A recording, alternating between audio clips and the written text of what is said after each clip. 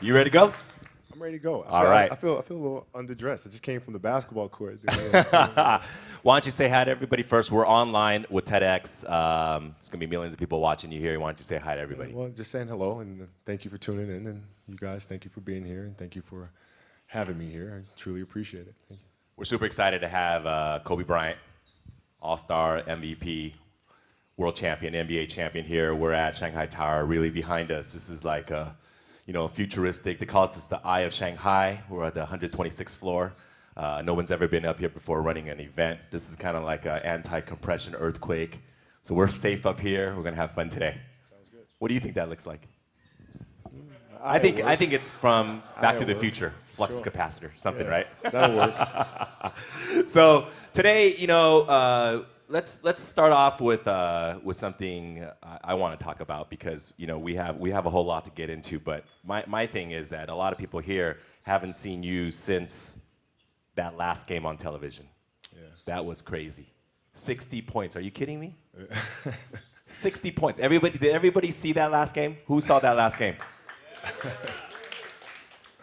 For people in LA or in the States, they watch that live at 7 at night. We watched way early in the morning. So your global fans are on smartphones, on tablets, every which way you can. We're cheering, we're watching that, and we were super excited. Let's bring us back there, because that will lead us into what we're talking about today, because it's the Mamba mentality. That last game came out of nowhere, man. Yeah, pretty much. It's for me, it was just like the end of a really long, beautiful journey. I started playing a game of basketball since I was 2, right? And so for this to be the moment, this is the last game for me to come out and perform in front of my fans, in front of my home crowd, in front of my family. It was really exciting. It wasn't any pressure, it wasn't sad or anything like that. It was like, this is awesome. Let's go out here and put on a show one more time. You've been doing this for 20 years. I'm sure you don't get nervous. Were you nervous before this game? No, I wasn't nervous. I was excited. Like, I was ready to go. I was ready to go. And I saw my family right before we ran out on the court, and I looked at my wife and our kids, and I just asked my kids. I said, "Let's go put on a show one more time. Is that okay?" And they said, "Yeah." So we went out and put on a show. So it was fun. It wasn't any nervousness or anything like that. First shot didn't go in. Second shot didn't go in. Yeah. Third shot didn't go in. Yeah. Fourth, fifth, and sixth. And then all of a sudden, buckets. Yeah. Well, boom, boom, boom, boom, boom. Well, I mean, it makes the journey worthwhile. You know what I mean? Because you go through moments where you have that adversity, and you got to figure your way through it. So, like, the start of the game, I actually had to just start laughing at myself after a while. Like, after I missed like the 5th shot in a row, so this is pretty funny. I mean, this game can either be like, I can either turn it around, or this is going to be absolutely horrendous. Be the worst last game ever. So, from that point, I said, I'm comfortable. It's either going to be the worst last game ever, or it's going to be the best last game ever, but I don't want anything in between. So that leads me to ask, because that last game, you've been doing something you've been doing since you were 4, 5 years old. It's not about the physical, because you've done this a million times. You've practiced the left hand pull up mid-range, the right hand pull up mid-range, the step back, the pivot, the reverse pivot, going at attacking different angles. You've been doing that. So it's not about physicalness, because that's all ingrained. Was that last game fully just mental, just fighting through it and just say, look, I gotta do this? Yeah, it was, because I was ready to play. I was excited to play. Once the game started, it became the norm. It became reading defensive situations, positioning of my teammates, and just overall strategy and tactics. And it felt good to get back to that, because that's the part of the game that I enjoyed the most. The mindfulness of that game. Yeah, the fun of it's like a puzzle. You have to figure out what pieces go where, and that's the enjoyment in the game. I think that's where we're leading here today in our TEDx talk, is the power of the mind. And I think because there's been so many athletes that have made the NBA, the highest echelon of professional basketball in the world. And there's athletes that can jump as high as the sky, run as fast as a cheetah. They can hit buckets. They can react. But it's the special niche of players that have that mindfulness, that have that attacking mode, that relentless mode, that mode where they go ice cold last few minutes. I think that makes a difference between the great ones and the greatest ones, right? Yeah, it's funny. Like, to me, the mentality is a really simple one in the sense that the confidence comes from preparation. So when the game's on the line, I'm not asking myself to do something that I haven't done thousands of times before, right? So when I prepare, I know what I'm capable of doing, I know what I'm comfortable doing, and I know what I'm not comfortable doing. Right? And so in those moments, if it looks like I'm ice cold or not nervous, it's because I've done it thousands of times before. So what's one more time? Right? So that leads me to talk about a lot of this Kobe tour this year in Asia is we reiterate the Mamba mentality. Can you talk a little bit about what the Mamba mentality is? Because that's something that's been developing over, I don't want to say 20 years, it's been developing for 35 years, right? Since you were a little kid, that Mamba mentality, because you didn't start working when you got to the NBA. You started working when you were at Lower Merion, when you were in Italy, when you were 5, when you were playing Nerf basketball, right? So talk about the development of the Mamba mentality, the 5 pillars of this Mamba mentality, and then we'll kind of break it down. Well, I mean, overall, the idea is a very simple one, and the Mamba mentality simply means trying to be the best version of yourself. That's what the mentality means. It means every day, you're trying to become better. And it's a constant quest. It's an infinite quest. So starting at the age of 2, when I first started playing the game, and on and on and on, I always ask questions. I always try to get better every single day, learn more, learn more. You were asking questions at 2? Oh, dude, I was asking questions all the time. You'd be surprised. Like, some people, like my kids at 2, could do a lot of things. Mm-hmm. Right? At 2, I could dribble a basketball. I could shoot a basketball on the Nerf hoop at the house, and I would go to practice with my father. I would observe my father. I'd sit and watch games with him. And Was he your first coach? Yeah, I mean, I guess you could say that. A lot of things I learned by being around the game. Right? So by the age of 6, I was already strategizing versus other 6-year-olds. At the age of 6, I figured out 6-year-olds couldn't dribble with their left hand. And so I said, okay. A lot of 12-year-olds can't dribble with their left. Well, yeah, imagine 6. So when I was playing these 6-year-old kids, I would make them dribble with their left because I knew they couldn't. And so they dribbled off their foot. I'd pick it up, lay it up. Do it again. Dribble off foot, pick it up, lay it up. So at 6 years old, I had 63 points. And I remember my dad. So your 6-year-old self could beat your 38-year-old self because you only scored 60 in the last game. Yeah, no, but I can dribble with my left though, so that's a problem. But yeah, I mean, listen, I just constantly looked for things to learn from, and very observant. Okay, so when we talk about the Mamba mentality, you have your exhibition today, starting in Shanghai, right? Also, we've been talking about this whole tour with young kids that are 5, 10, 15, 20. We just did a Kobe Academy right now. We talk about being passionate, being obsessive, being relentless, being resilient, and being fearless. These are the 5 pillars of the Mamba mentality. So we'll kind of break that down today. Sure. The first one is to be passionate. What is that? Is there a moment where you can define your passion for the game, or was it just something accumulated over time? Well, I mean, the passion came from the love for the game. I loved everything about it, like the smell of the ball. You love the smell of the ball? Yes, the ball. The smell of like brand new sneakers and like the sound the ball makes when it hits the ground. Sneakers in the gym. Sneakers squeaking. Yeah, the ball going through the net. Like all those things I love. And so the passion comes from that, because once you have that love, you just want to be a part of this thing all the time. When you talk about this love, when does it develop? Did you like it when you were 5, or is this something that kind of gradually? I was 2. I was born, and I was born to play basketball. You know what I mean? And I played a lot of different sports, but nothing brought me the sense of peace and of escape, that the game of basketball did. Is it an escape when you get on the court? Is that your zen time, your solitude time? Yeah. Even though it's a teamwork game? Yeah, when I need that escape, it's there for me, right? When I need a friend, it's there for me. You know, when I need to vent and don't dunk and The Mamba comes it's out. there. You know, so the game is absolutely everything for me. Mm-hmm. When we talk about trying to get kids to be passionate, I don't think your situation is the norm. Not every kid knows they're passionate at 2 or 5, right? How do kids find that passion then?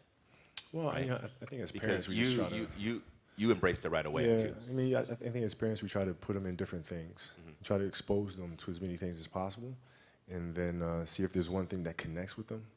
You know, because if it does, you don't have to tell them to do it. You know, whether it's writing or painting or drawing. You know, if they have that passion, you don't have to tell them. They'll go off and do it because it's just fun. They'd rather do that than anything else. So, but as parents, it's our job to just expose them to as many things as possible and see which one they gravitate to the most. It's interesting because you talk about kids, right? Originally we were talking about you. Now you're talking about your kids and their passions. Do you kind of feel that passion for them and say, hey, let's go play some basketball or volleyball or let's go swimming? Yeah, we expose them to all kinds of. I mean, they play a lot of different sports. They do a lot of things creatively, you know, in writing and things like that, and designing, and you just sit back and you just watch which one they move to, and then it's our responsibility as parents to try to set them up for success as much as we possibly can. Do you want them to play basketball? I want them to find whatever it is that they're passionate about, like whatever they feel like their purpose is. Then that's what I want them to do. Do they love basketball though?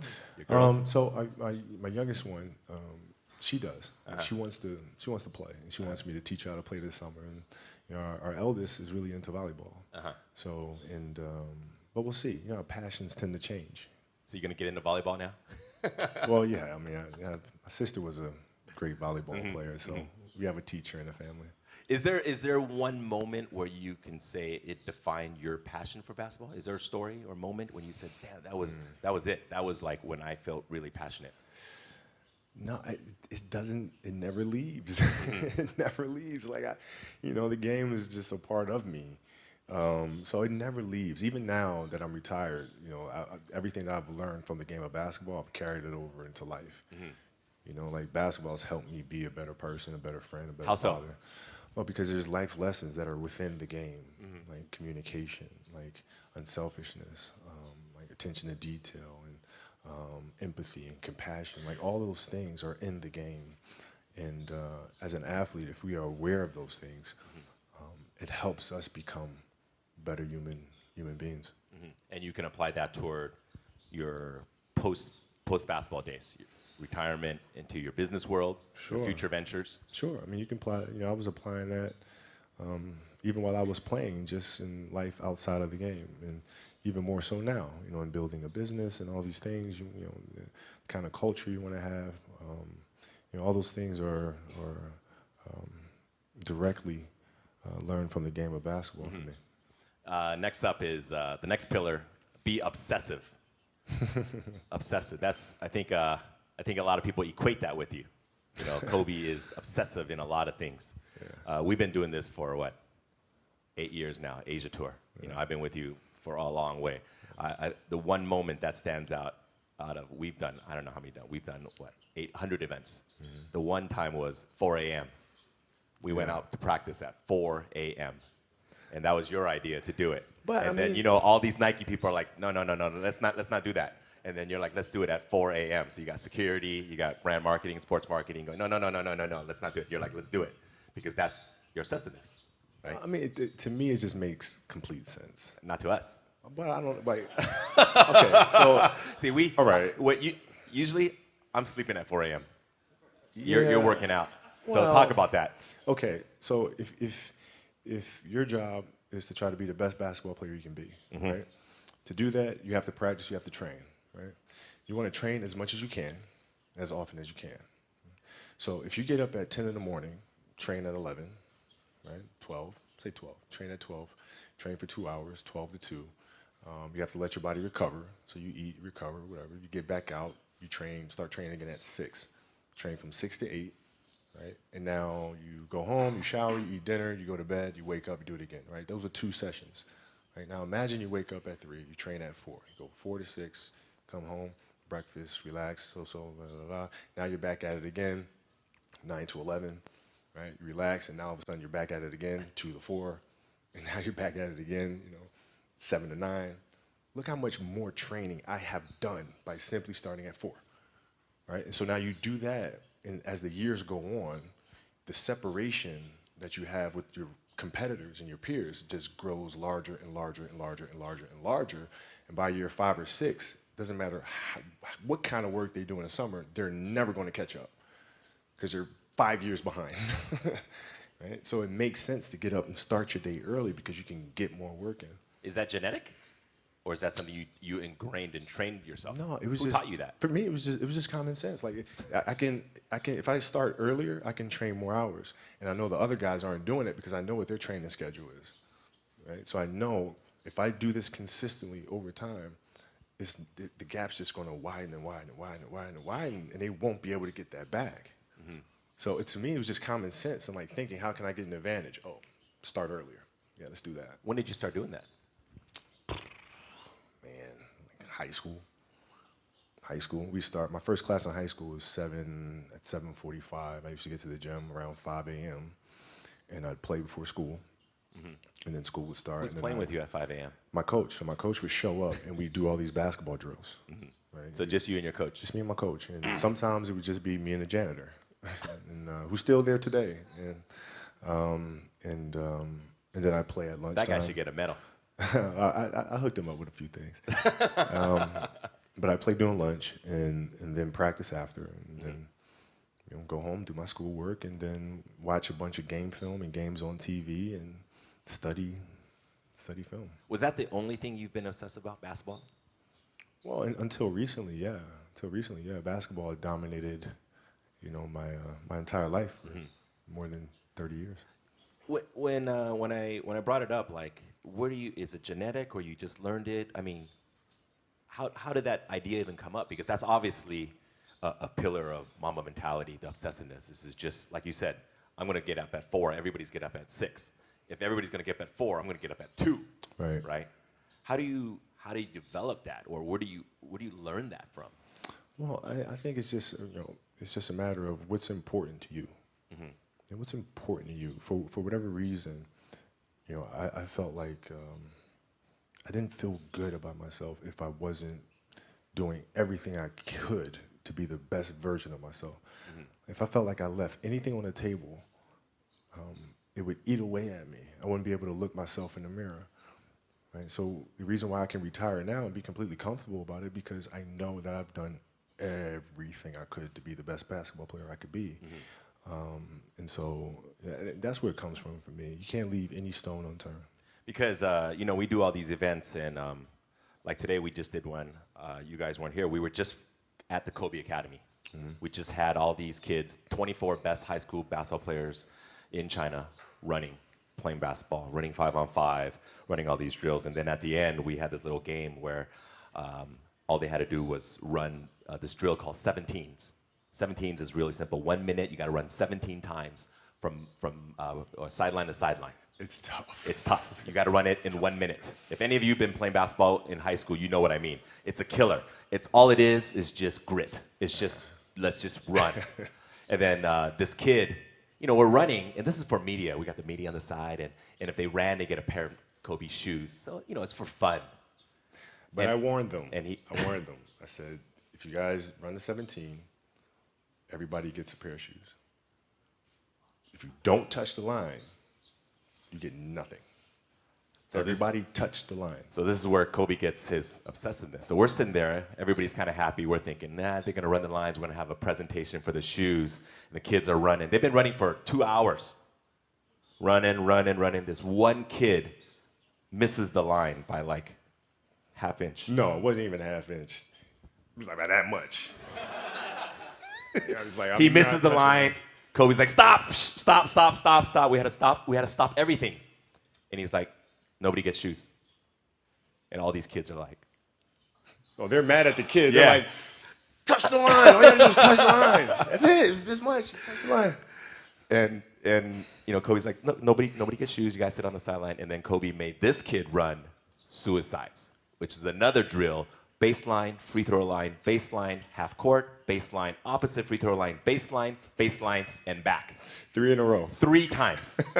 You had to run 3 of them. Yeah. But But the the best part message- was, Oh, the last one, Kobe ran with this kid. He ran with this kid, okay? Yeah, it's awesome. He ran with this kid, and there's 1.1 million people are watching online. Crazy. He ran with this kid. This kid was dry heaving. He was about to die. yeah. But You're lucky he didn't die. No, he wasn't on that. He wasn't gonna die. But the important thing to understand is you can't shortchange yourself. Like you're not cheating anybody but yourself. Right? I mean, you're tired. You're literally this far away from the line. Why would you not go that extra to touch the line? Right? So if I let him get away with that, right, all of a sudden he starts maybe to cheat something over here, right? Not give his best over here, not give his best over here. And as years go on, he's going to be he's not going to reach his full potential because he's been taking these little shortcuts that just add up. And you can't let that happen. Our job as teachers, as mentors, as inspirers, it's our responsibility to hold them accountable to those things. The funny part is we were just talking about this kid. We were in the back, and Kobe's like, I bet you that kid will never, ever miss the line again. Yeah. It's not going to happen. It's not going to happen. Because of that one moment. Yeah. So that's you being obsessive, but teaching obsessiveness, because that's what you got to be, right? You have to be obsessive to get to that level in everything you do. Details, don't waste time, do it right, perfection.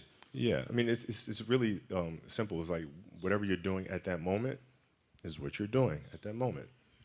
You know, it's like that's where the obsessiveness is having attention to detail for the action that you are performing at the time you're performing it. And if you can have that kind of focus, you can't help but to have a certain level of obsession or attention to detail. Moving on to the third pillar is to be relentless. That we know you for. You know, we see you on TV being relentless. First quarter, second quarter, third quarter, fourth quarter, attack. Never letting your teammates slack off. Attack. How do you get that? Talk about what is the meaning of relentlessness to you? Well, it's to never, to be unyielding. Mm-hmm. You know, it's, never give an inch to anybody. Never, like you're always going after it. Always going after it. And if there's a challenge that ensues, oh, good, I want to see how I stack up to that. So you go after it. And it's just, it's fun. It's like you get a chance to compete against opponents, and you get a chance to see where you stack up against them. It's like, I want to see. Maybe I'm not good enough today, but that's fine.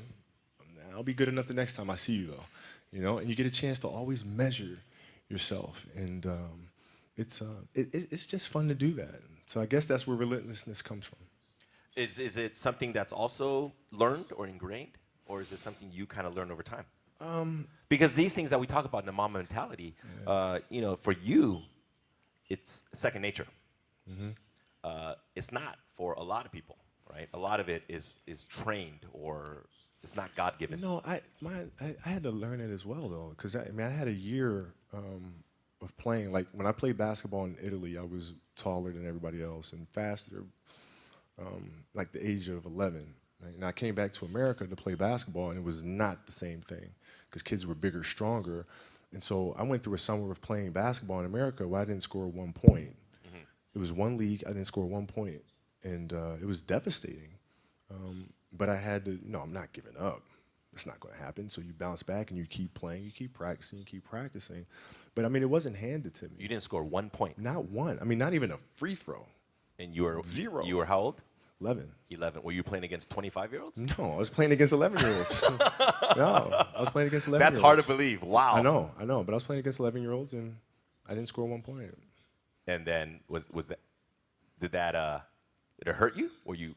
Well, yeah, it was very embarrassing because my father was a Philadelphia basketball legend. Mm-hmm. My uncle was a Philadelphia basketball legend, mm-hmm. and now here I am, this kid with like these really big knee pads, and I'm walking around and I can't score anything. So it was like really embarrassing. That drove you? Of course it did. And I vowed to be much, much better. So you live for those moments where you're embarrassed, when you're down, people kick you, don't let you score. Those are the moments that drive you. Well, I mean, those are the moments that occur, right? So whatever moments occur, good, bad, or indifferent, I can use those moments to propel me forward, use those as fuel to help me be a better player. Is there a moment in your NBA career where you felt like you didn't hit that mark and that was a huge transition for you? Yeah, I always felt like I missed marks in the league. What were some of the down moments for you in basketball? Well, losing to the Celtics in the finals in 2008, I mean, that was tough. Oh, that hurt me too. Yeah, I mean, it was brutal. And I remember at night in the hotel room after we lost, just thinking to myself, I may never win another championship. Like, I might have just, like, this is it. It's too hard to get back here. Maybe it's not in the cards to win another one. And so I go through that night of being mad. And then the next morning I wake up and I start thinking, nah, I got to fix this. So where did it go wrong? You know, why did we lose?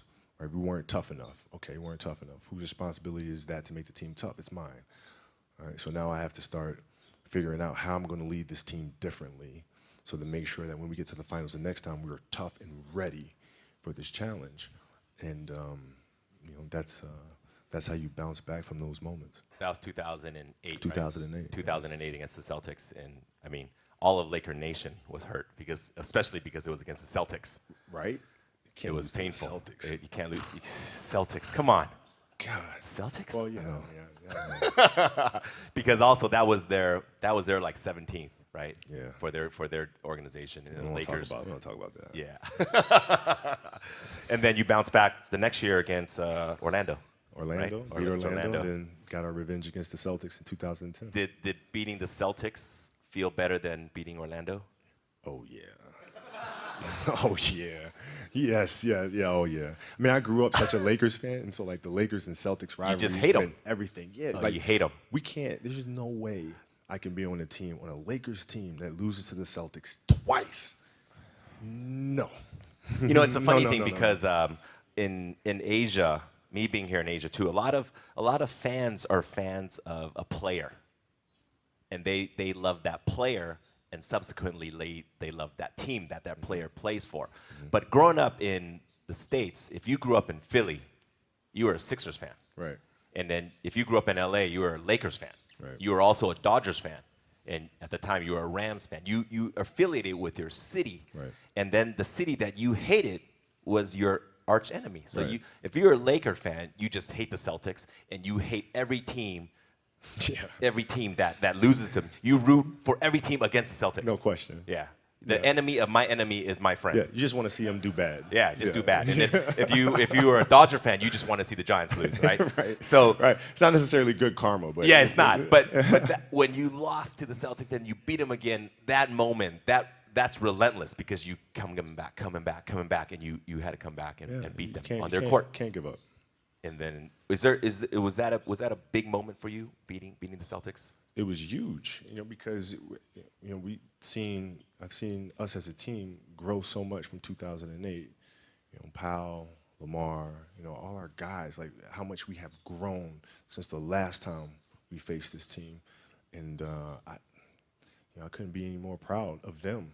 It wasn't even about me. It was about sitting back and watching us as a group, and we just accomplished this amazing thing, and now we can all enjoy it together. So. Moving on to the next pillar is to be resilient. I remember this time last year you came and we did a premiere for a movie you did, Muse. Mm-hmm.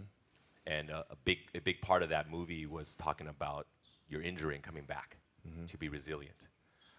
Take us back to that day against Phoenix, right? When you injured your Achilles? Against Golden State. Oh, yeah, it was hard, man. Because the Achilles injury is the worst injury for an athlete. It's like the worst. It's like the kiss of death. And when I ruptured my Achilles, I knew what happened. I knew the severity of the injury, and I didn't know if I was going to come back from it. Yeah, in the locker room, you were crying. Yeah, I mean, I didn't, this is it. Like, my career could be over right now. So how do you get back from that? Because, when you talk about injuries, people sprain their ankles, dislocate your fingers, but Achilles, people don't come back from that. Well, athletes don't come back from that to the level they were before. Yeah. How do you get that resilience? How do you fight that? Well, what I did is, I went home and I was just really angry.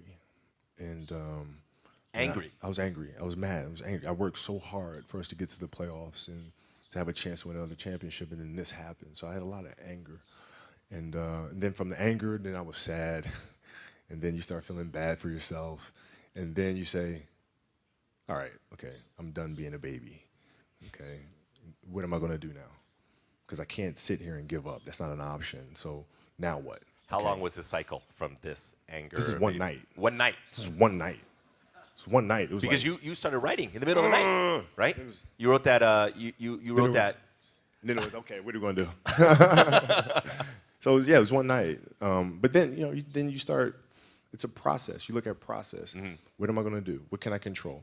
Surgery, we'll do the surgery. Come out of the surgery, recover. From there, physical therapy. Okay, physical therapy, piece by piece by piece by piece by piece, start running, back on the court. And so I broke things down into sections and said, okay, I'm going to focus on resting right now. This is it. I'm going to focus on moving my toes and then walking. And then, so you look at every challenge at every step. And that's how you're able to be resilient and come back from these things. Because, for your field in sports, injuries often happen, right? And to come back. But, for most everyday people, it's something that they can't fathom because they don't have that type of resistance that they have to face, right? So how do they come back from it? Because sometimes people fail in their fields and their jobs or at school, young kids, you don't have a good test score, you don't make the basketball team, or they have these disappointments. What is your advice to young kids to face this adversity? How do you persevere? Well, if you... Because you have that chemical makeup to fight through it. Yeah. Not all kids do. But every kid, every person has the ability to put one foot in front of the other. One step at a time. Right? So if you're saying, okay, I'm going to climb Mount Everest, you're at the bottom of the mountain and you look up and you're going, I'm not going to climb Mount Everest, right? But if you break it down into sections and you just one foot in front of the other, one step at a time, next thing you know, you're at the top of the mountain. So the map, the plan is to set short-term goals. Yeah. And to get there, A to B, B to C, C to D. Coming back from my Achilles, I came back from the Achilles, and I was fine. And then the next year, I fractured my knee. Right? It's like, oh, here we go again. Come back from that next year, tear my shoulder. Here we go again, right? But if I looked at those things in totality, it'd be depressing. But if I look at it as just the facts, this is it happened. Can't do anything about it. It happened. Now what are you gonna do? One step at a time. Achilles, knee, shoulder, any step of the way you said, screw it, forget it, done, no more. No. Never. No. Well, no. Why? Right? Because, as time goes on, I'm sitting there 70, 80 years old, and I'm going to be wondering if I could have come back from this injury. I don't want to wonder. I want to find out. We got to get to that 60-point game. I want to see, man. We got to get to that game. Yeah. If the critics are out there saying he's done, he'll never come back, well, maybe you're right. Maybe you're not. But let's find out. We got to get there. We got to get there. Last one, to be fearless. That's something that I think every young adult, young kids, they face their fears, right? What does that mean to be fearless? Why is that such an important part of the Mamba mentality? Well, because I think the greatest fear that we face is ourselves, actually. I think it's not anything that's external or anything that's superficial. I think the greatest fear you face is yourself, because we all have dreams, and it's very scary sometimes to accept the dream that you have, and it's scarier still to say, okay, I want that. It's scary because you're afraid that if you put your heart and soul into it and you fail, then how are you going to feel about yourself, right? So being fearless means putting yourself out there and going for it, no matter what. Go for it, not for anybody else, but for yourself. When you got to the league, you were 18. Did you have any fears before getting there? Or when you got there right away? Yeah, I had fears that everybody was going to be right. I made a poor choice, poor decision. Jump from high school to the NBA. And I wasn't going to amount to anything. So that was always in the back of my mind, for sure. And then, so out of these 5 pillars, which one do you think comes first? Being passionate, being fearless, relentless, resilient, or they just come together? No, this funny thing is, like, we created these separate pillars, but the reality is it's all one thing, you know, because it all comes from within. It all comes from within us. We all experience these things at different stages and different points, different times. The key, I feel, is just to be aware of those moments as they occur. Right? You're aware of a certain fear or a certain obstacle or challenge, right? You're just aware of those things, and then from there you can navigate through them. But I look at them all as one connecting thing. Because I think being fearless, this last one sticks out in my mind a lot because, you know, being in Asia, Asian kids, a lot of times they're a little bit more boxed in thought, in mentality, as opposed to Western kids. Western kids, a lot of the family, the environment, you know, ever since a young age in school, it's preaching independence. Speak your thoughts, be creative, independent. You know, a lot of that, you know, it's also reiterated by teachers, principals, mothers and fathers and aunts and uncles and coaches, is to bring name to yourself and to be independent, to be out there and go on your own. But in Asia, a lot of the cultures, whether it's Chinese, Japanese, Korean, it's, you know, don't go out there and do crazy things. Don't go out of your comfort zone. Make your family proud. You know, don't bring other people attention. Just do your thing, do it well, but don't bring attention. You know, and I think a lot of kids are fearful of going out of this box, right? Is there advice for these kids? Because a lot of times it's a cultural difference. Sure. Right? You know, how do they put themselves out there when? I think, listen, it's very simple. You have to dance beautifully in the box that you are comfortable dancing in, right? So, like, everybody's box is different. My box was to be extremely ambitious within the sport of basketball.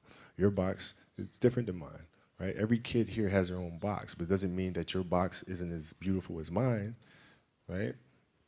Everybody has their own. It's your job to try to perfect it and make it as beautiful of a canvas as you can make it. And if you have done that, then you have lived a successful life. You have lived with Mamba mentality, right? So it doesn't mean you have to go out here and do all of these crazy things. I'll have to be like this person or that person. No, what are you comfortable being? What is it that you want to do with your life? And once you have that, then you try to live it to the best of your ability. So, you know, growing up in Italy and then moving on to Philadelphia and then to LA, you know, obviously you talk about this box, right? So is that box constantly changing? Are you trying to get out of your comfort zone even when you were, you know, first year in the NBA and then 10th year in the NBA and then even this year? Does that box, this metaphorical box you talk about, does that change? No, I never looked at it as like I'm just gonna, you know, try something completely crazy or like just go out of my box sort of thing. I just looked at it as I want to be one of the best basketball players who've ever played. That's the end goal. Okay, how do I get there? How do I get there? And every decision I made in my life was centered around the process of helping me eventually get there. You know what I'm saying? So I had that purpose. And once I had that purpose, every decision that I made was centered around that purpose. You think you got there? Looking back upon it now, 2 decades in the NBA, you know, high school, Italy to high school in Philadelphia to the NBA. You spent your whole career with one organization. To me, is your biggest accomplishment, to be with one team. Thank you. You look back upon it now. When you had your goals as a kid, you're 5 years old, you wanted to be in the NBA. And then when you're at Lower Merion in Philadelphia, and those dreams started to become, hey, I'm going to get there, right? And then you're in the NBA, you set goals for yourself. You talk about all the time. When you're young in the NBA, you set personal achievement goals. I'm going to win a game. I'm going to win a championship. I'm going to win the MVP. I'm going to win this. I'm going to win that. And then later on, you changed because you said, I'm just going to get better. And if I'm going to get a better left hand, I'm going to have a better three-pointer. I'm going to have a better free throw. Those other personal achievements come naturally. Now you're done. Played your final game, 60 points. You dropped it on Utah. Mamba out, right? Yeah. You look back upon it now. Where do you see yourself? Did you do everything you wanted to do? Did you become the best basketball player you can ever become? No, Did you become the best? It's GOAT? It's weird. Like my vision of what my goal is changed drastically as I got older. So like as a kid, I said, I want to be the best ever. Right? And now you go through your life and everything you do is try to be the best ever, be the best ever, be the best ever. And as you get older, you start understanding that those things are very superficial things. Right? And everybody has a different opinion about it. No matter what you do, I can win 20 championships. There's always an opinion on who's the best. Everybody has different opinions. And so I started really kind of understanding, maybe that's not the important thing. Maybe the important thing is to, how do we as a team grow? How do I help my teammates be better? So that was the first change for me. And then as I got older still, it became more about how are you inspiring others, right, to find themselves. That is the ultimate championship. So won 5 championships, that's great. Another team won a championship this year. Team's gonna win a championship next year. Those things come and they go. But what stays is how do you use your passion and use that to inspire somebody else to create their passion, and then how can they pass that on to the next person? That is true success. So my goals have changed drastically from the time I was 6 years old to the time I was 17 to the time I was 25, and now sitting here at 37. So now you left the game of basketball. We're here in Shanghai. We're going to end our talk today because we've gone a little bit past our limit, but I think everybody is very happy to be here, and I think they learned a lot about the Mamba mentality, right? What's next, for you?